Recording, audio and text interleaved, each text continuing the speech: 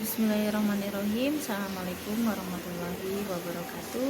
Perkenalkan, nama saya Hani Datia Febriani, guru prakarya dan kewirausahaan di SMA Negeri 1 Cicalengka.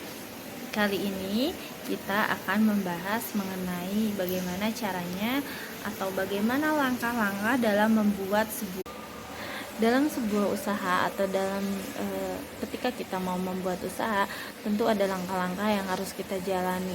Langkah yang pertama yaitu menentukan ide usaha. Nah, bagaimana caranya kita bisa menentukan ide usaha? Ketika kita mau menentukan ide usaha, biasanya kita akan bingung, kira-kira mau usaha apa, mau bisnis apa. Nah, ketika menentukan ide usaha, kita bisa menggunakan metode design thinking. Metode design thinking ini ada 5 tahap tentunya. Tahap yang pertama adalah tahap empati, di mana tahap empati ini kita perlu mencari tahu, kita tinggal peka terhadap lingkungan sekitar, apa yang dibutuhkan oleh lingkungan sekitar, apa yang diharapkan oleh lingkungan sekitar, dan apa kebutuhan serta keinginan lingkungan sekitar kita. Di tahap yang kedua, ketika kita sudah mencari tahu, kita sudah peka terhadap lingkungan, apa yang dibutuhkan, maka ada tahap yang kedua yaitu define, di mana define ini adalah menemukan masalah. Setelah kita mencari tahu, maka kita akan menemukan masalah apa yang harus kita selesaikan. Nah, di tahap yang ketiga yaitu tahap ideate, yaitu menemukan ide atau mencari solusi dari masalah yang ada.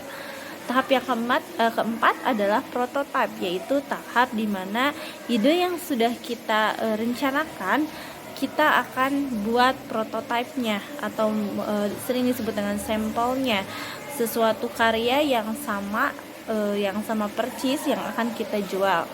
Setelah kita membuat prototipe, lanjut ke tahap yang terakhir, yaitu tahap kelima adalah tes, melakukan uji coba terhadap sampel tersebut atau terhadap prototipe tersebut.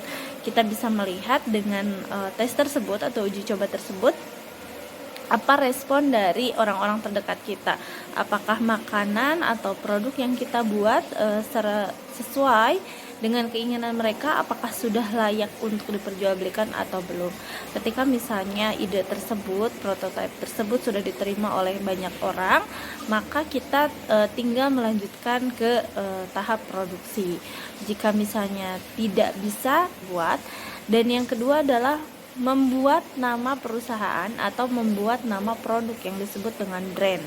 Nah, kita bikin, setelah membuat nama produk atau nama perusahaan, kita tentukan lokasi yang tepat untuk berwirausaha ataupun melakukan perdagangan atau perjualbelian gitu. Jadi tahap yang ketiga itu adalah menentukan lokasi yang tepat, lokasi yang strategis yang dianggap sangat-sangat berpotensi besar untuk usaha kita maju. Nah, tahap yang keempat adalah melakukan perizinan. Perizinan di sini bisa perizinan tempat, bisa perizinan hak paten brand atau perizinan usaha lainnya. Yang kelima, setelah menentukan perizinan, tentu kita harus menentukan aspek SDM-nya, aspek sumber daya manusia. Kita butuh sumber daya manusia yang memiliki kualitas terbaik. Kita tentukan apakah kita butuh seorang manajer produksi, manajer SDM, manajer keuangan maupun manajer pemasaran. Setelah kita menentukan SDM-nya, tahap yang keenam adalah menentukan aspek produksi. Dalam aspek produksi ini yang harus ditentukan adalah peralatan atau perlengkapan, bahan-bahan, dan juga bagaimana cara kita membuat produk tersebut. Di tahap yang ketujuh adalah menentukan aspek keuangan. Karena di sini kita sudah tahu aspek SDM-nya, apa saja yang dibutuhkan, aspek produksi apa saja yang dibutuhkan. Nah, di aspek keuangan ini kita menghitung butuh berapa biaya atau berapa modal yang harus dikeluarkan. Kita menghitung biaya tetap, biaya tidak tetap, menghitung biaya total atau total biaya, juga kita menghitung HPP, harga pokok produksi, sehingga kita bisa menentukan harga jual si produk tersebut berapa. Dan yang tahap terakhir adalah kita menentukan pemasaran atau promosi yang akan dilakukan. Mungkin ketika misalnya kita belajar menentukan pemasaran apa nih yang sesuai untuk produk yang kita buat, kita juga perlu melakukan promosi yang tepat untuk produk yang kita buat, sehingga Ketika kita sudah melakukan promosi, maka produk yang kita buat itu akan semakin dikenal orang dan akan semakin diminati oleh orang lain. Nah, itu materi untuk kali ini, yaitu langkah-langkah untuk membuat sebuah usaha. Mungkin itu saja yang disampaikan.